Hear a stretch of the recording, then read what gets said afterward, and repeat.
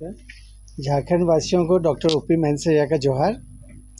मैं child specialist हूँ रांची के। शायद मैं पिछले 40 साल से प्रैक्टिस कर रहा हूँ। सो यहाँ के सभी पुराने अस्पताल, सबसे पहला अस्पताल मेरा ही किया हुआ है। देखते देखते मेरे 40 साल के अनुभव में डिजीज़ पैटर्न पूरा चेंज हो गया।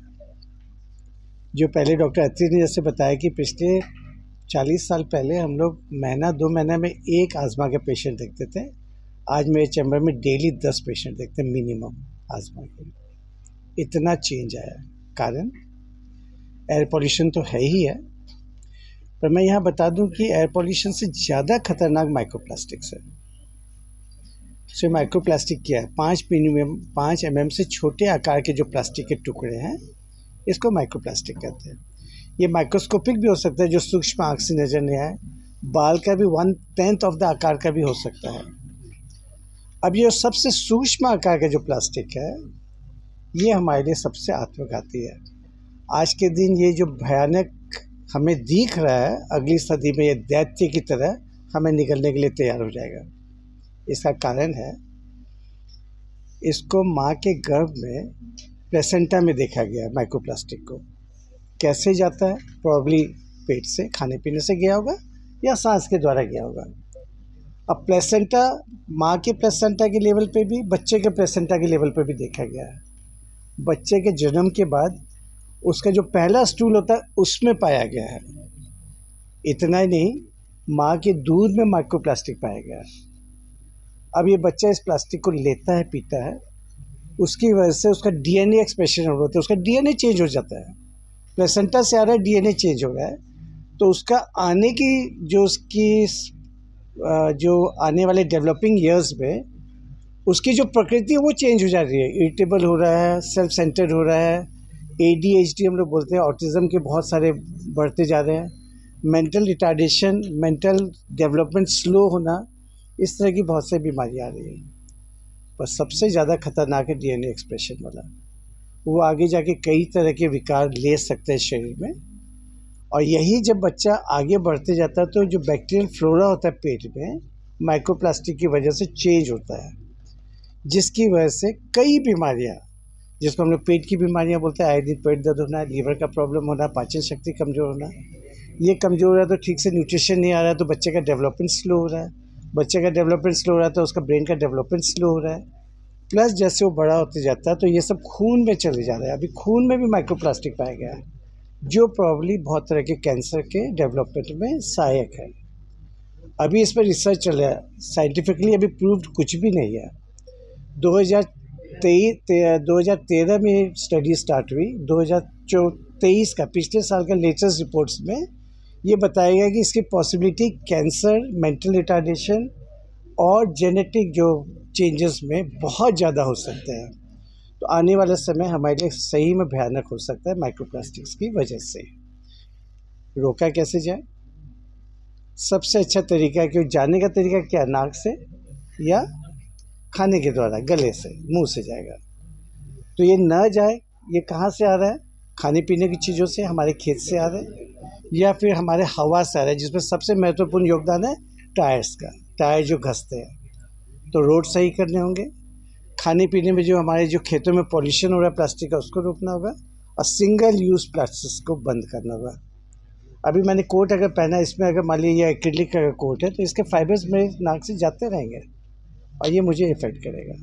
तो प्लास्टिक से, रिसाइकिल प्लास्टिक से जितने वस्त्र बन रहे हैं, नायलॉन, एक्रिलिक, पॉलीएथिलीन, सब बंद करने होंगे।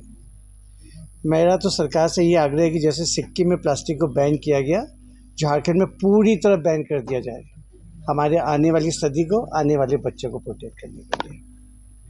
धन्यवाद। 10 किलोग्राम पोल्यूशन क्रिएट होता है, जिसमें से माइक्रोप्लास्टिक 100 ग्राम है। लेकिन क्योंकि वो माइक्रोप्लास्टिक प्रकृति में अपनी आकार को बढ़ा सकती है, तो आज जो 100 ग्राम है, आगे चल के वो 100 ग्राम बढ़ भी सकती है उसी पोल्यूशन में। तो इसीलिए माइक्रोप्लास्टिक काफ़ी डरावना चीज़ है। माइक्रोप्लास्टिक शरीर के किसी भी अंग में कैंसर करा सकती है, सबसे बड़ी बात, क्योंकि इसमें जो होती है आधी केमिकल रिएक्शन होती है, पूरी केमिकल रिएक्शन नहीं होती है। तो जो आधी केमिकल रिएक्शन बची रहती है, वो शरीर के अंदर जाके हमारे कण से, हमारे कोशिकाओं से जाके रिएक्शन करा के वहाँ कैंसर को भी कर सकती है।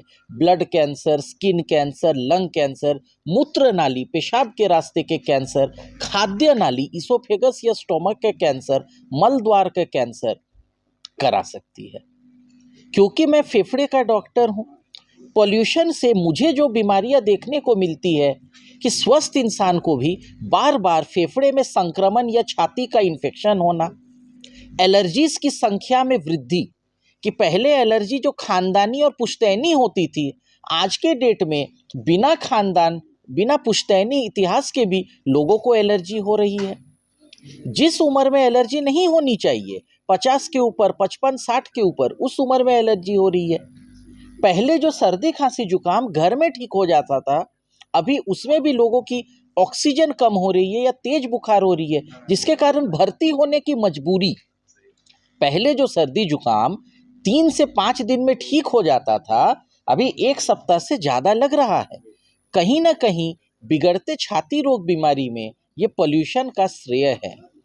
तो हम रोकने के लिए एज अ चिकित्सक मैं आप लोगों को क्या संदेश दे सकता हूँ?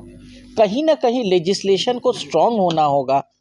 हर डेवलपमेंट प्रोसेस में पोल्यूशन रहता है, तो उस डेवलपमेंट प्रोसेस को लेजिस्लेशन से कंट्रोल करना होगा।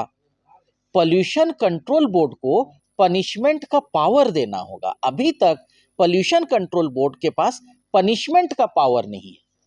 तो ये कुछ चीज़ें से डेवलपमेंट तो होगी, लेकिन कम से कम बढ़ते पोल्यूशन पे रोक लग सकेगा। बहुत लोग ये बोलते हैं कि हमारे देश में कैसे संभव है? क्यों? अगर यही टेक्नोलॉजी विकसित देशों में है, आज के डेट में हम लोग गर्व से बोलते हैं कि हमारी इंटरनेट कैपेसिटी विकसित देशों से बेहतर है।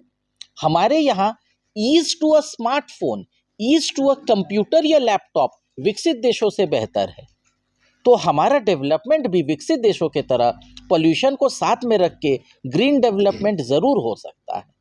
मैं अपने कलीग्स को अब जानकारी साझा करने बोलूँगा। रांची से हूँ। आज हम लोग सब एयर पॉल्यूशन की बात कर रहे हैं। एयर पॉल्यूशन एक ज्वलंतशील मुद्दा है। टीवी से लेकर के सब जगह एयर क्वालिटी इंडेक्स की चर्चा हो रही है। एयर क्वालिटी इंडेक्स कई शहरों में इतने ख़राब हो चुके हैं कि स्कूल और कॉलेजेस बंद करने के नौबत आ गए हैं। ऑड इवन ट्रैफिक की बात हो रही है, वर्क फ्रॉम होम की बात हो रही है। तो क्यों नहीं हम इसको रोकने की व्यवस्था करें? क्योंकि हम जानते हैं कि एयर पॉल्यूशन बहुत ही डेंजरस है। वो हर सिस्टमिक डिजीज़ को इन्वॉल्व करता है। हमारे जितने भी सिस्टम्स है बॉडी में, सभी को इन्वॉल्व कर सकता है।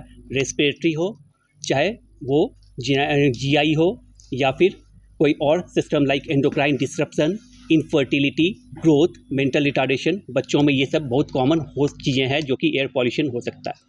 लंबे समय तक कोई एक्सपोज रहता है एयर पॉल्यूशन को, तो इससे कैंसर का भी खतरा बढ़ जाता है।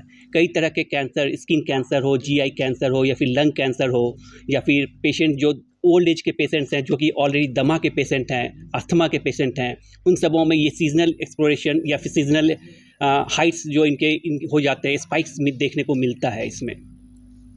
तो इन सभी चीज़ों को इन्वॉल्वमेंट से रोकने के लिए हमें ज़रूरी है कि कुछ कदम उठाए जाएं। ये कदम हम अपनी ओर से भी उठा सकते हैं, पब्लिक की तरफ से भी उठा सकते हैं, और गवर्नमेंट की तरफ से भी आना चाहिए। तो हम लोग तीनों मिल करके अगर काम करें तो ये बहुत ही अच्छा इसका सॉल्यूशन निकल सकता है। पब्लिक अवेयरनेस इसमें बहुत इंपॉर्टेंट है। Public awareness through social media, campaigns, newspapers, public hoardings के थ्रू हम जानकारी दे सकते हैं। मास्क जो कि हमने कोविड से पहनना शुरू किया है, हमने इसको रियलाइज़ किया कि कोविड में मास्क कितना यूज़फुल है। वो मास्क अगर हम अभी भी कंटिन्यू करें पॉल्यूशन से बचने के लिए, तो ये हमें काफ़ी मददगार करेगा। कुछ प्रोफेशंस ऐसे हैं जैसे ट्रैफिक पुलिस हैं, ये लोग हमेशा रोड पे रहते हैं, हमेशा एयर व्हीकल्स और व्हीकल्स के कांटेक्ट में रहते हैं, हमेशा एयर पॉल्यूशन के समय में रहते हैं। इन लोगों को विशेष ये हमारा ये आग्रह रहेगा कि ये लोग हमेशा मास्क पहने रहें। जो स्कूल के बच्चे हैं, जो ऑफिस गोइंग बच्चे हैं, या फिर ऑफिस गोइंग पब्लिक्स हैं, उनको भी मास्क हमेशा यूज़ करना चाहिए। ये सब कुछ प्रिवेंटिव मेजर्स हैं जो हम उठा सकते हैं अपनी तरफ से और पब्लिक की तरफ से, ताकि हमें इसमें कंट्रोल करने में सहायता मिलेगी।